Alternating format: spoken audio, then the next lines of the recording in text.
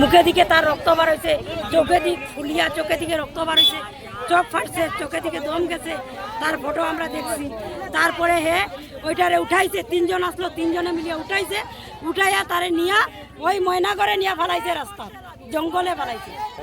এই যে অরুণোদয় উঠাইবার চেক করতে আসলা, অরুণোদয় টাইম পাইনি না, ওইটা ওইখানে আসলা, তার নাম কিতা, ওই যে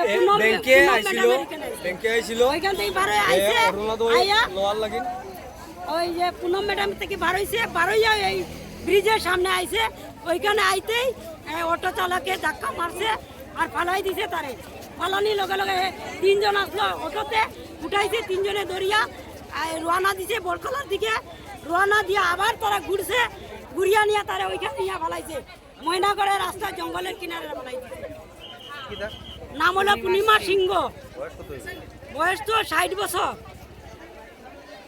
এটা কোনো অ্যাক্সিডেন্ট নয়, এটা পরিকল্পিত হত্যা, হত্যা না নিয়েছে তা। এখানে যদি ফালাইয়া রাখিয়া পালাইয়া যাও, আমরা চিকিৎসা করবো না।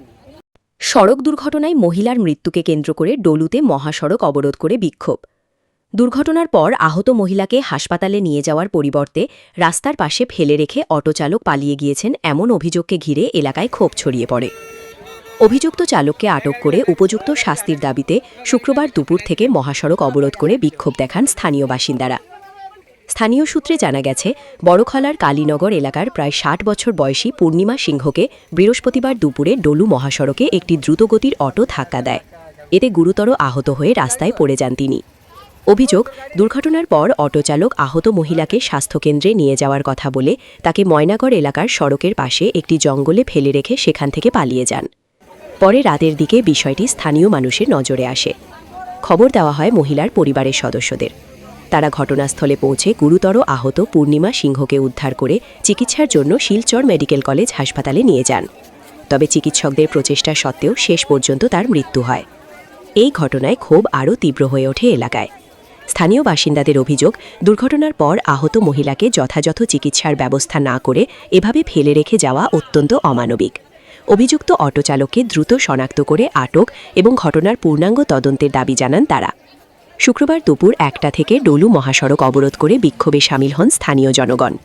তাদের দাবির মধ্যে ছিল অভিযুক্ত চালককে অবিলম্বে আটক করা, ঘটনার সুষ্ঠু তদন্ত এবং দোষ প্রমাণিত হলে আইন অনুযায়ী কঠোর শাস্তি নিশ্চিত করা। মহাসড়ক অবরোধের জেরে যান চলাচল ব্যাহত হয়। দীর্ঘ সময় ধরে আটকে পড়ে বহু যানবাহন ও যাত্রী। ঘটনাকে কেন্দ্র করে এলাকায় উত্তেজনাপূর্ণ পরিস্থিতির সৃষ্টি হয়। এদিকে ঘটনার প্রকৃত কারণ এবং দুর্ঘটনার পর অটোচালকের ভূমিকা নিয়ে তদন্তের দাবি উঠেছে। পুলিশের তদন্তের পরই পুরো ঘটনার প্রকৃত চিত্র স্পষ্ট হবে।